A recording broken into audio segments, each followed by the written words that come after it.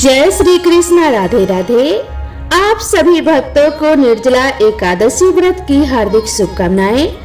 निर्जला यानी यह व्रत बिना जल ग्रहण किए और उपवास रखकर किया जाता है, इसीलिए यह व्रत कठिन तप और साधना के समान महत्व रखता है।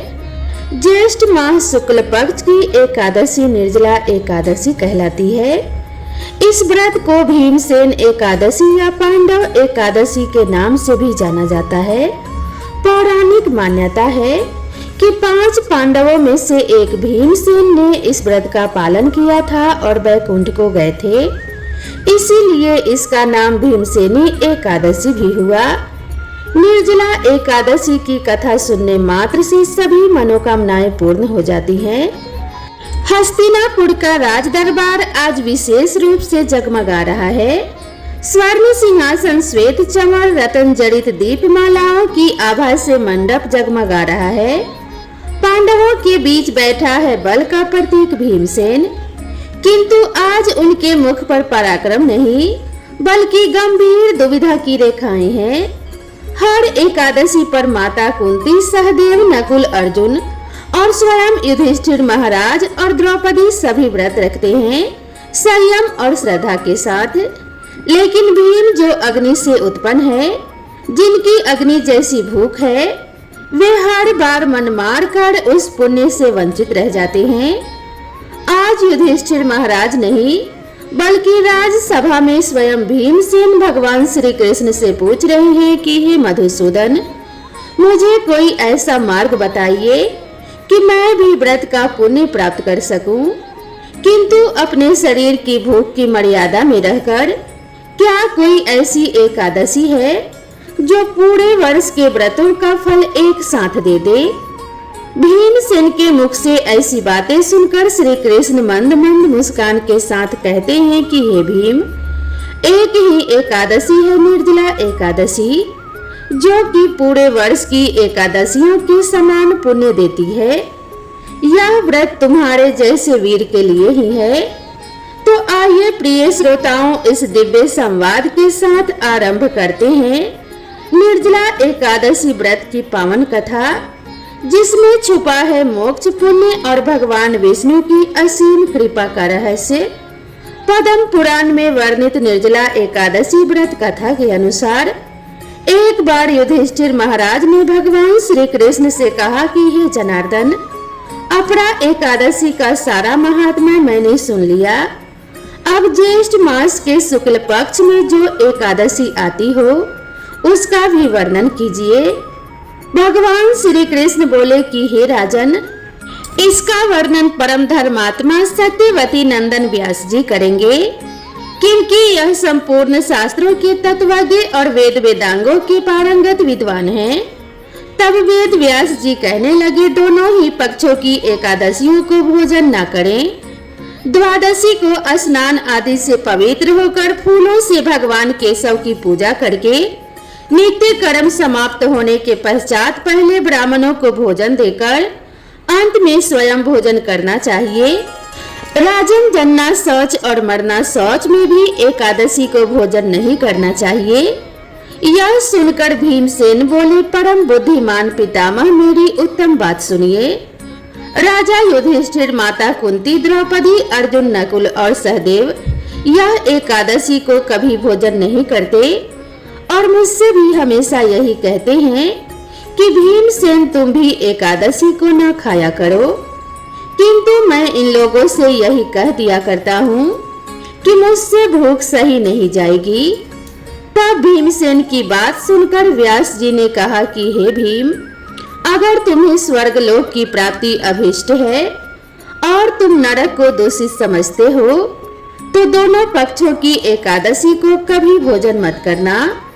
तब भीमसेन फिर बोले कि हे महाबुद्धिमान पितामह, मैं आपके सामने बिल्कुल सच्ची बात कह रहा हूँ। एक बार भोजन करके भी मुझसे व्रत नहीं किया जा सकता, फिर उपवास करके तो मैं भला रह भी कैसे सकता हूँ। मेरे पेट में वृक नामक अग्नि सदा प्रज्वलित रहती है, इसीलिए जब मैं बहुत अधिक खाता हूँ तभी यह अग्नि शांत होती है। इसीलिए महामुनि मैं वर्ष भर में केवल एक बार ही उपवास कर सकता हूँ, जिससे स्वर्ग की प्राप्ति हो जाए और जिसके करने से मैं कल्याण का भागी हो सकूं। मुनिवर, ऐसा कोई एक व्रत निश्चय करके बताइए, मैं उसका यथोचित रूप से पालन करूंगा। तब व्यास जी ने कहा कि हे भीम, ज्येष्ठ मास में सूर्य वृष राशि पर हो या मिथुन राशि पर शुक्ल पक्ष में जो एकादशी हो, उसका यत्न पूर्वक निर्जल व्रत करो। केवल कुल्ला या आचमन करने के लिए तुम मुख में जल डाल सकते हो, उसको छोड़कर और किसी प्रकार का जल विद्वान पुरुष को मुख में नहीं डालना चाहिए, नहीं तो व्रत भंग हो जाता है। एकादशी को सूर्योदय से लेकर दूसरे दिन के सूर्योदय तक मनुष्य जल का त्याग करे तो यह व्रत पूर्ण होता है। इसके बाद द्वादशी को निर्मल प्रभात काल में स्नान करके ब्राह्मणों को विधि पूर्वक जल और स्वर्ण का दान करे। इस प्रकार सब कार्य पूरा करके जितेंद्रिय पुरुष ब्राह्मणों के साथ भोजन करे। वर्ष भर में जितनी एकादशियां होती है, उन सब का फल निर्जला एकादशी के सेवन से मनुष्य प्राप्त कर लेता है और इसमें बिल्कुल भी संदेह नहीं। शंख चक्र और गदा धारण करने वाले भगवान केशव ने मुझसे कहा था कि यदि मनुष्य सबको छोड़कर एकमात्र मेरी शरण में आ जाए और एकादशी को निराहार रहे तो वह सब पापों से छूट जाता है। एकादशी का व्रत करने वाले पुरुष के पास विशाल काय विकराल आकृति वाले और काले रंग वाले दंड पासधारी भयंकर यमदूत नहीं जाते। अंत काल में पीतांबरधारी सौम्य स्वभाव वाले, हाथ में सुदर्शन धारण करने वाले और मन के समान वेगशाली विष्णु दूत आकर इस वैष्णव पुरुष को भगवान विष्णु के धाम में ले जाते हैं। हे भीम, अतः निर्जला एकादशी को पूर्ण यत्न करके उपवास करना चाहिए। तुम भी सब पापों की शांति के लिए यत्न पूर्वक उपवास और भगवान श्री हरि का पूजन करो। स्त्री हो या पुरुष, यदि उसने मेरु पर्वत के बराबर भी महान पाप किए हो तो वह सब एकादशी के प्रभाव से भस्म हो जाते हैं। जो मनुष्य उस दिन जल के नियम का पालन करता है वह पुण्य का भागी होता है। उसे एक एक पहर में कोटि कोटि स्वर्ण मुद्रा दान करने का फल प्राप्त होता सुना गया है। मनुष्य निर्जला एकादशी के दिन स्नान, दान, जप, होम आदि जो कुछ भी करता है वह सब अक्षय होता है। यह भगवान श्री कृष्ण का कथन है। निर्जला एकादशी को विधि पूर्वक उत्तम रीति से उपवास करके मनुष्य वैष्णव पद को प्राप्त कर लेता है। जो मनुष्य एकादशी के दिन अन्न खाता है वह पाप भोजन करता है। इस श्लोक में वह चंडाल के समान और मरने पर दुर्गति को प्राप्त होता है। जो ज्येष्ठ के शुक्ल पक्ष में एकादशी को उपवास करके दान देंगे वे परम पद को प्राप्त होंगे। जिन्होंने एकादशी को उपवास किया है वे ब्रह्म हत्यारे, शराबी, चोर या फिर गुरुद्रोही होने पर भी वे सभी पाप से मुक्त हो जाते हैं। कुंती नंदन निर्जला एकादशी के दिन श्रद्धालु स्त्री पुरुषों के लिए जो विशेष दान और कर्तव्य बताए गए हैं उन्हें भी सुनो। उस दिन जल में शयन करने वाले भगवान विष्णु का पूजन और जलमय धेनु का दान करना चाहिए अथवा प्रत्यक्ष धेनु या घृतमय धेनु का दान उचित है। पर्याप्त दक्षिणा और भांति भांति के मिष्टानों द्वारा यत्न पूर्वक ब्राह्मणों को संतुष्ट करना चाहिए। ऐसा करने से ब्राह्मण अवश्य संतुष्ट होते हैं और उनके संतुष्ट होने पर श्री हरि मोक्ष प्रदान करते हैं। जिन्होंने सम, दम और दान में प्रवृत्त हो श्री हरि की पूजा और रात्रि में जागरण करते हुए इस निर्जला एकादशी का व्रत किया है, उन्होंने अपने साथ ही अपनी बीती हुई 100 पीढ़ियों को और आने वाले 100 पीढ़ियों को भगवान वासुदेव के परम धाम में पहुंचा दिया है। निर्जला एकादशी के दिन अन्न, वस्त्र, गौ, जल, शैया, सुंदर आसन, कमंडल और छाता का दान करना चाहिए। जो श्रेष्ठ और सुपात्र ब्राह्मण को जूता दान करता है वह सोने के विमान पर बैठकर स्वर्ग लोक में प्रतिष्ठित होता है।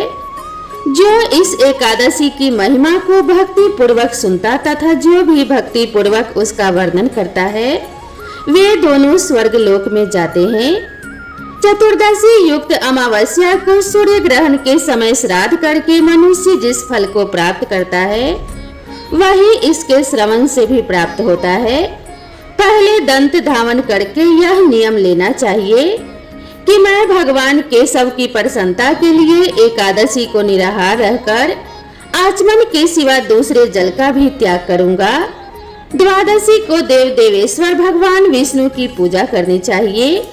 गंध धूप पुष्प और सुंदर वस्त्र से विधि पूर्वक पूजन करके जल का घड़ा संकल्प करते हुए मंत्र का उच्चारण करें।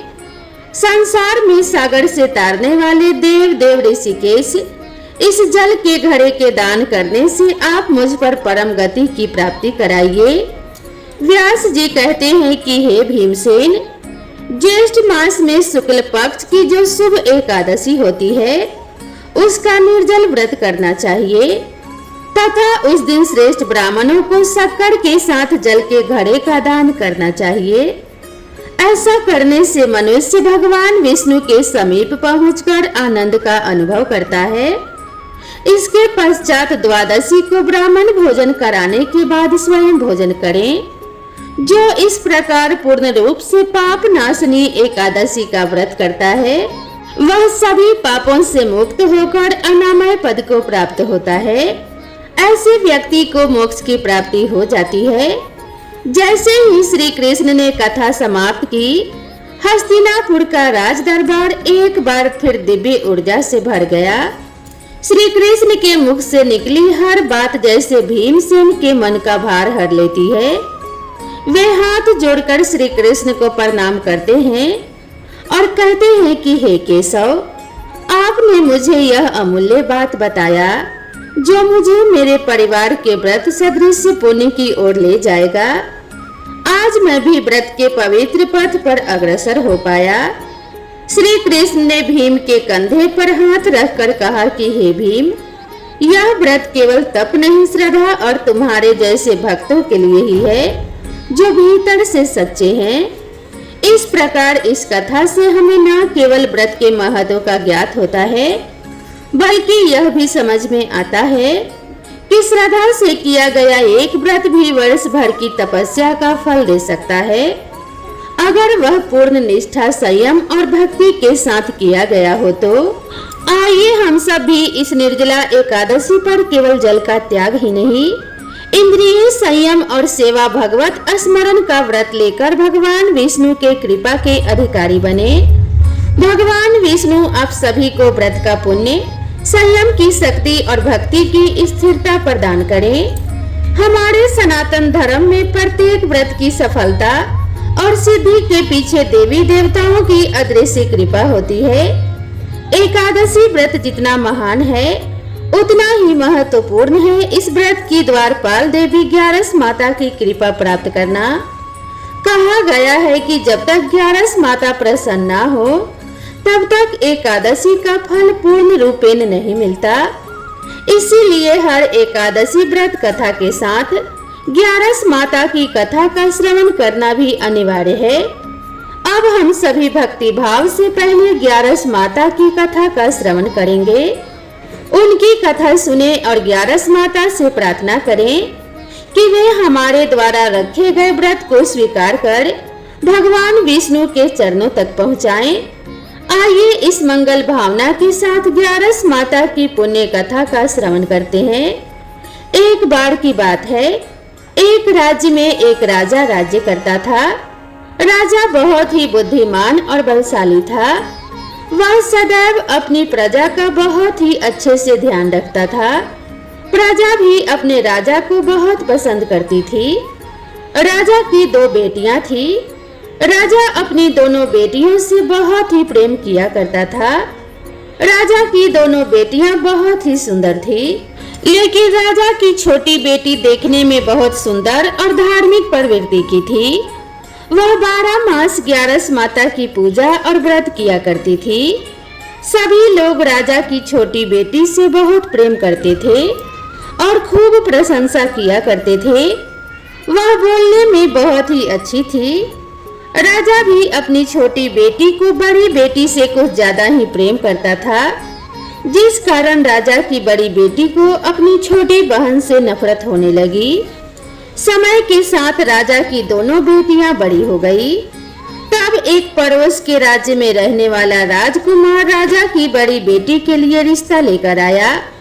जैसे ही उस राजकुमार की नजर राजा की छोटी बेटी पर पड़ी, तो वह राजकुमार छोटी बेटी पर मोहित हो गया और उसी से विवाह करने की सोचने लगा। उस राजकुमार ने राजा की बड़ी बेटी के साथ विवाह करने से मना कर दिया और राजा से कहा कि आप बुरा ना माने तो मैं आपकी छोटी बेटी से विवाह करना चाहता हूँ। जब यह बात राजा की बड़ी बेटी को पता चली, तो वह अपनी छोटी बहन से और भी ज्यादा नफरत करने लगी। राजा की बड़ी बेटी ने अपनी छोटी बहन को अपना सबसे बड़ा दुश्मन मान लिया और अपनी छोटी बहन से बदला लेने का निर्णय कर लिया, जिसके चलते उसने सोचा कि छोटी बहन को जान से मार देती हूँ। एक दिन राजा की बड़ी बेटी ने लड्डू में जहर मिलाकर अपनी छोटी बहन को दे दिया। छोटी बहन ने वो लड्डू खा लिया, लेकिन लड्डू खाने के बाद भी छोटी बहन को कुछ भी नहीं हुआ।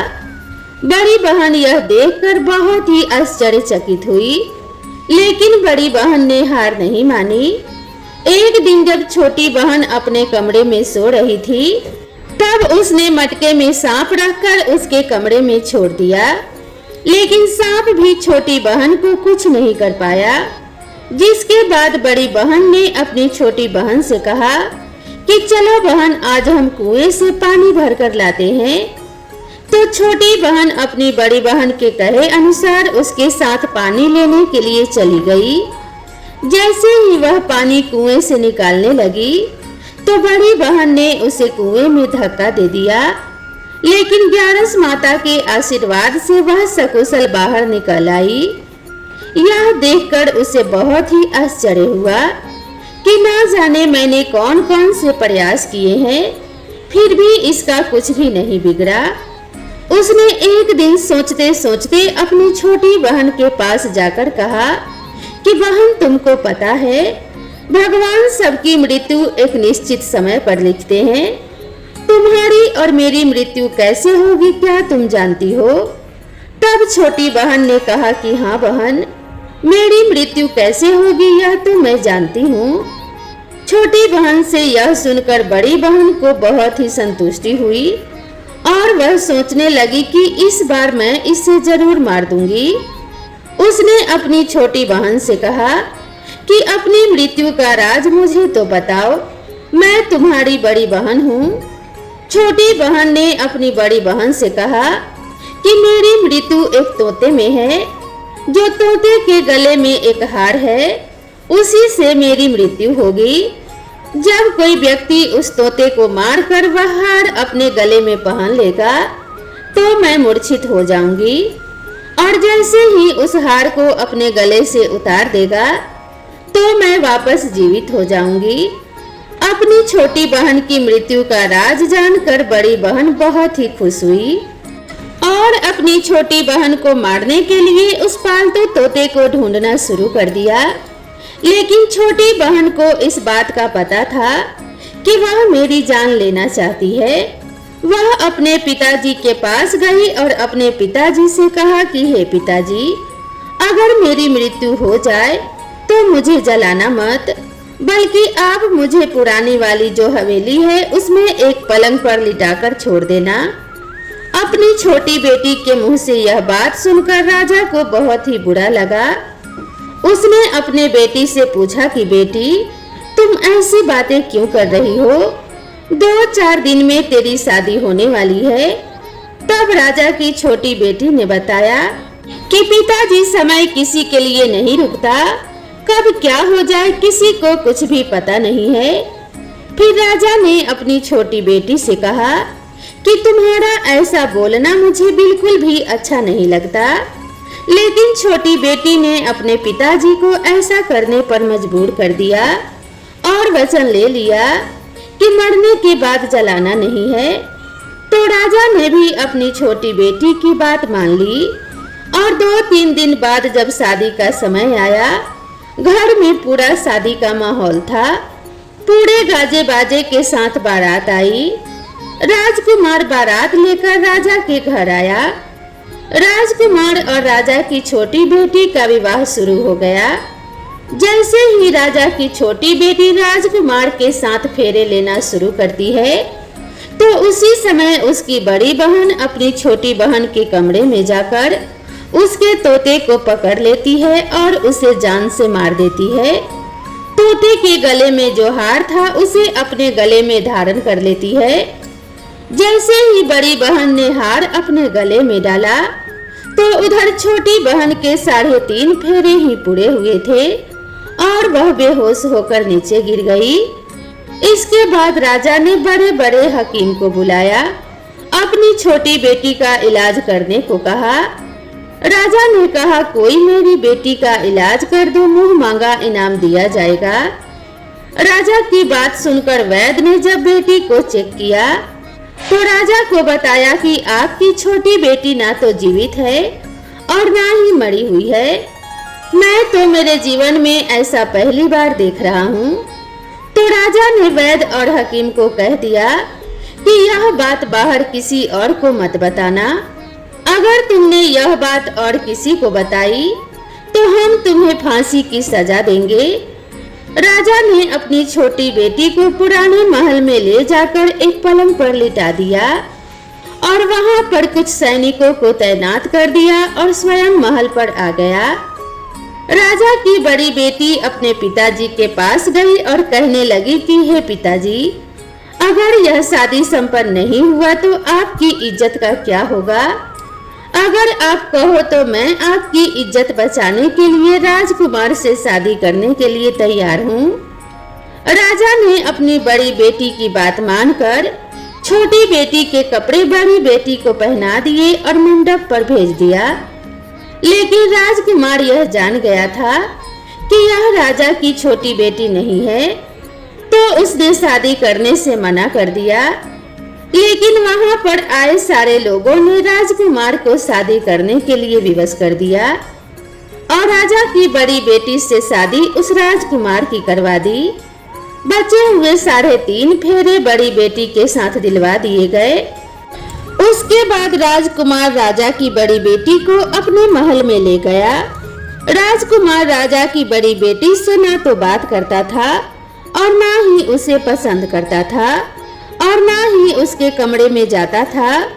राजकुमार ने यह फैसला ले लिया कि मैं राजा की छोटी बेटी को ढूंढ कर ही रहूंगा। वह रात दिन उसे ढूंढता हुआ इधर उधर घूमने लगा। एक दिन राजकुमार अपने घोड़े पर सवार होकर राजा के पुराने महल के पास पहुंच गया, जहां पर उसने कुछ सैनिकों को देखा। महल के पास पहुंचकर राजकुमार ने जब महल को ध्यान से देखा तो वह समझ गया कि यह मेरे ससुर का पुराना महल है।